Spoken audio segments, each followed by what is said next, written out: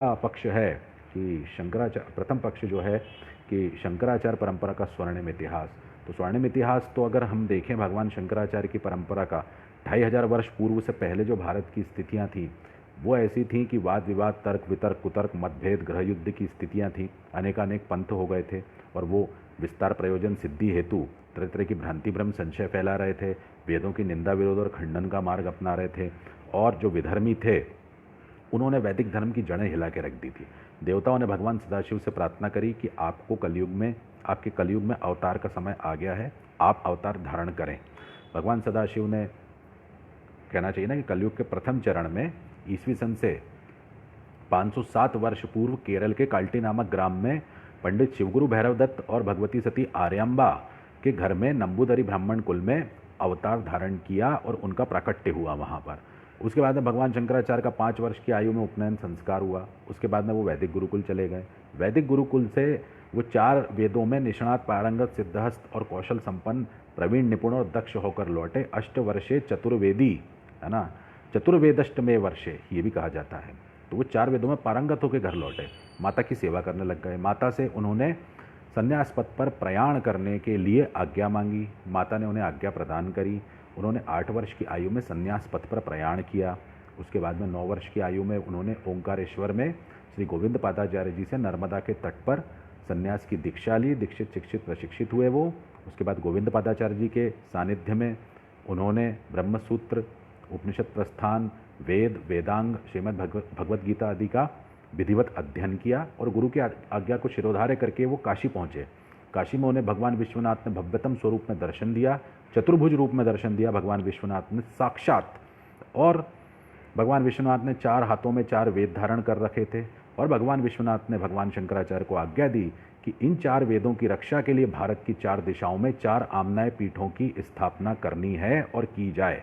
भगवान आदि शंकराचार्य को विश्वनाथ भगवान ने यह भी निर्देश दिया कि अब आप बद्रीनाथ यानी बद्रीवन की ओर प्रस्थान करें और वहीं पे भाष्य प्रणयन करें। भगवान विश्वनाथ की आज्ञा को शिरोधार्य करके भगवान शंकराचार्य ने 12 वर्ष की आयु तक बद्रीनाथ वन में प्रस्थान किया, जहाँ पे उन्हें वैदिक महर्षियों का दर्शन प्राप्त हुआ, भगवान परशुराम आदि का दर्शन प्राप्त हुआ। और 12 से 16 वर्ष की आयु के मध्य में भगवान शंकराचार्य ने प्रस्थान त्रयी पे भाष्य प्रणयन किया, ब्रह्मसूत्र पर, उपनिषद 11 उपनिषदों पर और साथ ही साथ श्रीमद् भगवद गीता पे। तो उपनिषद प्रस्थान पे भगवान शंकराचार्य ने भाष्य प्रणयन किया। उसके बाद 16 वर्ष की आयु में भगवान वेदव्यास जी उनकी परीक्षा लेने के लिए आए भगवान शंकराचार्य की, क्योंकि ब्रह्मसूत्र भगवान वेदव्यास द्वारा ही प्रणीत हैं और ब्रह्मसूत्र पर ही भाष्य लिखे भगवान शंकराचार्य ने।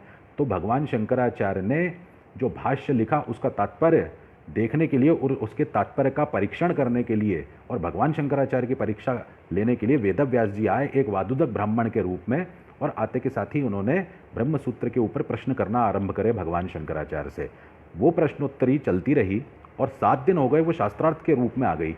उसके बाद में 7 दिन बाद भगवान आदि शंकराचार्य के भाष्य से पूर्णतः संतुष्ट होकर, अतीव प्रसन्न और प्रमुदित होकर वेदव्यास भगवान ने भगवान शंकराचार्य को आशीर्वाद प्रदान किया कि उनकी दिग्विजय यात्रा पूर्णतः सफल हो, उनका अभियान सफल हो। उसके बाद भगवान शंकराचार्य ने षोडशे सर्व दिग्जेता यानी 16 वर्ष की आयु के बाद अपनी दिग्विजय यात्रा आरंभ करी और उनकी भेंट होती है कुमारिल भट्ट जी से। कुमारिल भट्ट जी अपने प्राणों का उत्सर्ग कर रहे थे तोषाग्नि में, और कुमारिल भट्ट जी ने संक्षेप में ब्रह्मसूत्र पे भगवान शंकराचार्य के भाष्य को पढ़कर अद्भुत प्रसन्नता व्यक्त करी और कहा कि अब वो तो चूंकि अपने प्राणों का उत्सर्ग कर रहे हैं यानी कुमारिल भट्ट जी, लेकिन भगवत्पाद शिवावतार आदि शंकराचार्य भगवान अपने आगामी प्रकल्पों और अभियानों की पूर्णता हेतु शीघ्रातिशीघ्र कुमारिल भट्ट जी के शिष्य श्री मंडन मिश्र जी के यहाँ पे जाएं और मंडन मिश्र जी से शास्त्रार्थ करके उन्हें अपने अनुगत करें और अपने आगे के प्रकल्पों को और अभियानों को आगे बढ़ाएं। उसके बाद भगवान शंकराचार्य मंडन मिश्र जी के यहाँ जाते हैं। वहाँ पे मंडन मिश्र जी से शास्त्रार्थ होता है भगवान शंकराचार्य का। 3 महीने 17 दिन तक शास्त्रार्थ चलता है। उसके बाद उभय भारती जी भी शास्त्रार्थ में सम्मिलित हो जाती हैं, तो उभय भारती जी से भी 17 दिन और चलता है भगवान शंकराचार्य का शास्त्रार्थ। और उसके बाद में भगवान शंकराचार्य शास्त्रार्थ में दिग्विजयी होते हैं। सुरेश्वराचार्य जी भगवान शंकराचार्य का शिष्यत्व स्वीकार करते हैं और भगवान शंकराचार्य उनका नाम रखते हैं सुरेश्वराचार्य। उसी क्रम में आगे बढ़ते हुए भगवान शंकराचार्य भारत के जितने भी वेद विरोधी मतपंथ संप्रदाय थे उनसे शास्त्रार्थ करते हैं और वैदिक वाङ्मय को दर्शन, विज्ञान और व्यवहार के धरातल पर पूर्णतः प्रमाणित करते हैं अपने दिग्विजयी शास्त्रार्थ कौशल से। भगवान शंकराचार्य की सबसे बड़ी विशेषता ये थी कि उनका शास्त्रार्थ इतना निष्णात होता था, पारंगत, सिद्धहस्त, कौशल संपन्न, प्रवीण, निपुण और दक्ष होता था। दर्शन, विज्ञान, व्यवहार, श्रुति, युक्ति, अनुभूति के धरातल पर तब प्रमाणित होता था वो कि जो भी भगवान शंकराचार्य से शास्त्रार्थ में पराभूत, पराजित और परास्त होता था, वो भगवान शंकराचार्य का शिष्यत्व स्वीकार कर लेता था। तो भगवान शंकराचार्य ने सत्य सहिष्णुता की क्रमिक अभिव्यक्ति में वेदांत प्रस्थान को दिग्विजय शास्त्रार्थ के माध्यम से प्रमाणित किया और वेद विरोधी मतपंत्र संप्रदायों के दुष्चक्र, कुचक्र, षड्यंत्रों का निर्मूलन कर दिया। उनका कहना चाहिए ना कि निर्मूल कर दिया उनको पूर्णतः। तो इस प्रकार से भगवान शंकराचार्य ने शास्त्रार्थ करा पूरे भारत में और वेद विरोधी मतपंथ संप्रदायों को शास्त्रार्थ के माध्यम से उन्होंने वेदांत प्रस्थान में आस्थान्वित किया। साथ ही साथ जो शैव, वैष्णव, शाक्त, गणपत्य और सौर्य थे, परस्पर उपासना भेद के कारण जो सामंजस्य नहीं साध पा रहे थे, उनको पंचदेव उपासना का सिद्धांत प्रदान करके उन्हें पुनः एकजुट किया भगवान शंकराचार्य ने। उसके बाद दशनामी संन्यास परंपरा की स्थापना करी, 10 प्रकार का संन्यास दिया, वन, अरण्य, गिरि, पर्वत, सागर, तीर्थ, आश्रम, पुरी, भारती और सरस्वती, और सबको अपने अपने संन्यास के अनुरूप दायित्व प्रदान करे। वन और अरण्य नामा सन्यासी वन अरण्य में रह के सनातन धर्म का संवर्धन, संरक्षण, पोषण करे, वनवासियों को जो है सुसंस्कृत बनाएं और सेवापरायण बनाएं और उन्हें उनका पूर्णतः संरक्षण करें। साथ ही साथ पर्वत और गिरी नामा सन्यासी पर्वतीय क्षेत्रों में सनातन धर्म की रक्षा करें। उसके बाद में सागर नामा सन्यासी सागर तटवर्ती क्षेत्रों में रहकर सनातन धर्म की रक्षा करें। उसके बाद में तीर्थ और आश्रम नामा सन्यासी तीर्थ और आश्रमों में रह के रक्षा करें सनातन धर्म की। उसके बाद में अगर हम बात करें तो पुरी नामा सन्यासी सप्तपुरियाँ, द्वादश ज्योतिर्लिंग पुरियाँ, शक्तिपीठ पुरियों में रह के सनातन धर्म की रक्षा करें। भारती नामा सन्यासी जो है उच्चस्थ वैदिक गुरुकुलों की रक्षा करें और वहाँ पे वैदिक वाङ्मय का पूर्णतः संरक्षण संवर्धन करें। सरस्वती नामा सन्यासी चारों वेदों की रक्षा करें और उच्चस्थ वैदिक गुरुकुल यानी यूनिवर्सिटी कैडर, जो विश्वविद्यालय कैडर होता है, उसके माध्यम से वैदिक वाङ्मय की रक्षा करें और वैदिक वाङ्मय का अबाध और निर्बाध रूप से संचालन करते रहें। उसका पठन, पाठन, स्वाध्याय, अन्वेषण, विश्लेषण, विवेचना, परिमार्जन, समीक्षा, शोध, अनुसंधान उस पर चलते रहें। ये दायित्व उन्होंने दिया सरस्वती नामा सन्यासियों को। तो ये दशनामी संन्यास परंपरा की विशेषता है कि भौगोलिक दृष्टि से भी, सांस्कृतिक दृष्टि से भी, आध्यात्मिक दृष्टि से भी कहा जाए तो दशनामी संन्यास परंपरा के माध्यम से भगवान शंकराचार्य ने व्यासपीठ का शोधन किया और व्यासपीठ की पुनर्प्रतिष्ठा करी। उसके बाद में सम्राट सुधन्वा का तो आपको इतिहास पता ही है कि सम्राट सुधन्वा को अखंड भारत का राज सिंहासन समर्पित किया। कश्मीर नरेश जलौक को, वृषदेव वर्मा जी को, दक्षिण सम्राट राजसेन को और पूर्ण वर्मा को क्षेत्रीय धरातल पर राजपीठ का कार्यभार सौंपा। तो इस प्रकार से धर्मराज्य की भी स्थापना करी भगवान शंकराचार्य ने। और भगवान शंकराचार्य ने चतुराम्नाय चतुष्पीठ की स्थापना करी। उनका सबसे दिग्विजयी कार्य है ये। 4 वेदों की रक्षा के लिए भगवान विश्वनाथ के आदेशानुसार, वेदव्यास जी के आदेशानुसार, गोविंद पादाचार्य जी के आदेशानुसार भगवान शंकराचार्य ने 4 वेदों की रक्षा के लिए भारत की 4 दिशाओं में 4 आम्नाय पीठों की संस्थापना करी, पुनर्प्रतिष्ठा करी। पुनर्प्रतिष्ठा तो एक अलग ही शब्द हो जाता है, लेकिन ये कहा जाए कि भगवान शंकराचार्य ने स्थापना करी। तो अथर्ववेद की रक्षा के लिए भारत की उत्तर दिशा में अथर्ववेदी उत्तराम्नाय श्री ज्योतिर्मठ की स्थापना करी भगवान शंकराचार्य ने। उसके बाद सामवेद की रक्षा के लिए भारत की पश्चिम दिशा में पश्चिमाम्नाय सामवेदी द्वारका शारदा कालिका मठ की स्थापना करी। भारत की पूर्व दिशा में ऋग्वेद की रक्षा के लिए भगवान शंकराचार्य ने श्री ऋग्वेदीय पूर्वाम्नाय गोवर्धन मठ पुरी पीठ की स्थापना करी। और यजुर्वेद की रक्षा के लिए भारत की दक्षिण दिशा में भगवान शंकराचार्य ने श्री दक्षिणाम्नाय यजुर्वेदीय श्रृंगेरी मठ की स्थापना करी। तो 4 वेदों की रक्षा के लिए भारत की 4 दिशाओं में भगवान आदि शंकराचार्य ने इन 4 आम्नाय पीठों की स्थापना करी और 4 आध्यात्मिक राजधानियां उद्भासित करी। तो ये भगवान शंकराचार्य का दिग्विजय कार्य है। और साथ ही साथ अगर कहें तो भगवान आदि शंकराचार्य ने आज जो आप वर्तमान में बद्रीनाथ मंदिर देख रहे हैं, ये भगवान आदि शंकराचार्य का ही बनवाया हुआ है। भगवान आदि शंकराचार्य की माता ने उन्हें धन पहुंचाया था और उसी धन से भगवान शंकराचार्य ने बद्रीनाथ मंदिर का निर्माण करवाया, क्योंकि बद्रीनाथ मंदिर ध्वस्त कर दिया गया था चीनी डाकुओं के द्वारा और अर्चा विग्रह जो भगवान बद्रीनाथ का था उसको नारद कुंड में डाल दिया गया था।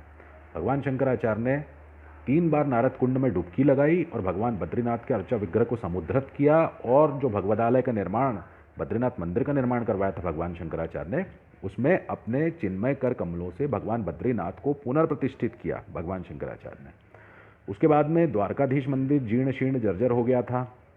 मूर्ति भंजकों के शासनकाल में उसका पुनः जीर्णोद्धार करवाया और भव्य भगवदालय में भगवान शंकराचार्य ने श्री द्वारकाधीश भगवान के अर्चा विग्रह को अपने चिन्मय कर कमलों से पुनः प्रतिष्ठित किया। जगन्नाथपुरी की बात करें तो श्री मंदिर, जगन्नाथ मंदिर, उसमें मूर्ति भंजकों के शासनकाल में भगवान जगन्नाथ का दर्शन सुलभ नहीं था, तो भगवान शंकराचार्य ने भूगर्भ से श्री जगन्नाथ महाप्रभु, भगवती सुभद्रा देवी और बलभद्र महाप्रभु चक्र सुदर्शन भगवान को भूगर्भ से समुद्रित किया और श्री मंदिर में वैदिक रीति से रत्नवेदी सिंहासन पर श्री जगन्नाथ महाप्रभु को भगवती सुभद्रा देवी, बलभद्र महाप्रभु इनको प्रतिष्ठित किया और साथ ही साथ जगन्नाथ मंदिर में मुक्ति मंडपम का निर्माण करवाया। आप जब भी जगन्नाथ मंदिर जाएं तो जगन्नाथ मंदिर में जो आप मुक्ति मंडपम देखेंगे वो भगवान शंकराचार्य ने ही बनवाया है।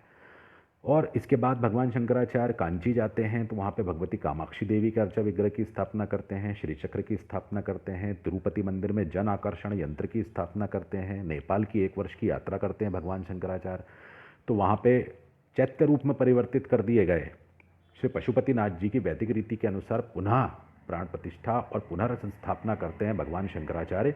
और वहाँ के जो राजा थे जो बौद्ध मत की ओर झुक गए थे या उनका झुकाव उस तरफ हो गया था, उनके हृदय का शोधन करके उन्हें पुनः सनातन वैदिक सिद्धांतों में आस्थान्वित करते हैं भगवान शंकराचार्य और क्षेत्रीय धरातल पर वृषदेव वर्मा जी को राजपीठ का कार्यभार सौंपते हैं भगवान शंकराचार्य। तो भगवान शंकराचार्य ने इस प्रकार से पूरा कहना चाहिए ना कि एक अपने अवतार का प्रयोजन पूर्ण किया जिसके लिए उनका अवतार हुआ था। 32 वर्ष की आयु में सर्वज्ञ पीठ पर विराजमान होते हैं काश्मीर की भगवान शंकराचार्य और शंकर दिग्विजय का स्वर्णिम इतिहास रचते हैं। वो एक साथ सारे मतों से शास्त्रार्थ होता है। वहाँ पे शारदा देश जिसको कहा जाता था, शारदा पीठ जिसको कहा जाता था, जो अब पाकिस्तान में है, नीलम घाटी में जो है शारदा पीठ, वहाँ पे भगवान शंकराचार्य ने आरोहण किया उस सर्वज्ञ शारदा पीठ के सर्वज्ञ सिंहासन पर, एक साथ सबको शास्त्रार्थ में जीता, सबको वेदांत प्रस्थान में आस्थान्वित किया और सभी के प्रश्नों का निराकरण, निवारण, समाधान किया और सबको उत्तर प्रदान करे और उसके बाद दिग्विजयी होकर सर्वज्ञ पीठ सिंहासन पर विराजमान, शोभायमान, समासीन, सिंहासनस्थ और आरूढ़ हुए भगवान शंकराचार्य। इस प्रकार भगवान शंकराचार्य ने शंकर दिग्विजय का स्वर्णिम इतिहास रचा और 32 वर्ष की आयु में अपने 4 शिष्यों को वो पहले ही प्रतिष्ठित कर चुके थे। श्री तोटकाचार्य जी को उन्होंने उत्तरामन्य ज्योतिर्मठ के प्रथम शंकराचार्य पद पर अभिषिक्त किया। उसके बाद उन्होंने सुरेश्वराचार्य जी को श्री द्वारका शारदा कालिका मठ के प्रथम शंकराचार्य के रूप में शंकराचार्य पद पर अभिषिक्त किया।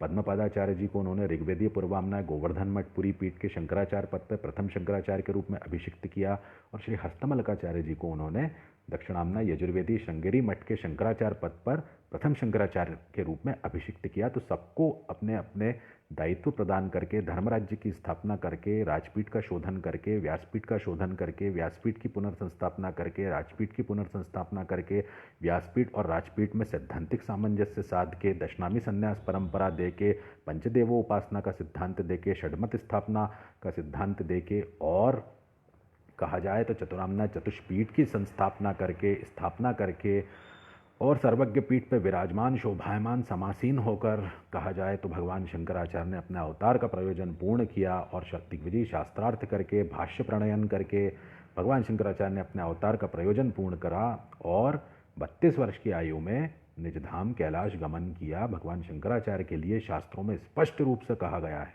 उद्घोषणा थी, उनके आगमन से पूर्व ही उद्घोषणा है। और तो और मार्कंडेय संहिता जो है उसमें तो भगवान शंकराचार्य का कुल बता दिया गया है कि किस कुल में, किस घर में भगवान शंकराचार्य का आविर्भाव होगा, प्रादुर्भाव होगा, प्राकट्य होगा। भगवान शंकराचार्य के दादा जो थे, दादाजी, उन तक का नाम बता दिया गया। और उसके बाद में अगर भविष्य पुराण की बात कहें तो भविष्य पुराण कहता ही है कि कलेब्दे द्विसहस्त्रांते लोक अनुग्रह काम्य चतुर्भि स शिष्यस्तु शंकरो अवतरिष्यति। 4 शिष्यों के साथ कलयुग के प्रथम चरण में भगवान शंकराचार्य अवतार लेंगे लोक अनुग्रह की कामना से। व्यास कुर्वन् व्यास सूत्रार्थम श्रुतेरर्थम यथोचिवान श्रुतिर्न्यायः स एवार्थम शंकरः सविताननः कि बादरायण वेदव्यास प्रणीत ब्रह्म सूत्र के ऊपर भगवान शंकराचार्य श्रुति सम्मत और न्याय युक्त भाष्य की संरचना करेंगे। ये शिव महापुराण का वचन है। उसके बाद में स्कंद पुराण का वचन आता है, ततो यति रूपेण तीर्थ नारद संज्ञकात् उद्धृत स्थापयिष्यामि हरिम लोक इथेच्छया, जिसमें भगवान सदाशिव भगवती पार्वती से कहते हैं कि मैं जब यति के रूप में अवतार लूँगा तब मैं बद्रीनाथ की पुनः संस्थापना करूंगा। तो भगवान शंकराचार्य के विषय में जो जो भी घोषणाएं शास्त्रों में करी गई, और शौत स्मार्त प्रतिष्ठार्थम भक्तानाम हित काम्यया, ये भी कहा गया कि शौत और स्मार्त धर्मों की प्रतिष्ठा करेंगे। उपदेक्षन्ति तज्ञानम शिष्याणम ब्रह्म संगीतम, कि अपने शिष्यों को ब्रह्म संज्ञक ज्ञान देंगे। तो ये सारी उद्घोषणाएं जो हैं वो सार्थक हुई और भगवान शंकराचार्य का अवतरण हुआ शास्त्र की उद्घोषणा के अनुसार, और 32 वर्ष की आयु में अपने अवतार का प्रयोजन पूर्ण करके निज धाम कैलाश गमन किया भगवान शंकराचार्य ने। तो ये भगवान शंकराचार्य का स्वर्णिम इतिहास है। और उसके बाद अगर और भी बात करी जाए तो 1336 में विद्यारण्य स्वामी जी ने विजयनगर साम्राज्य की स्थापना कर दी थी।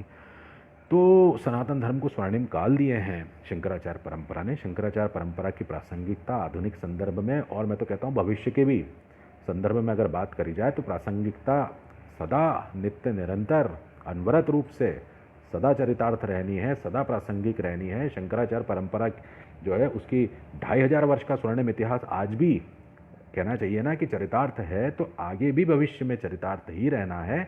और वर्तमान में तो सबसे अधिक है प्रासंगिकता, और भविष्य में तो और भी इससे भी ज़्यादा बढ़ जाए।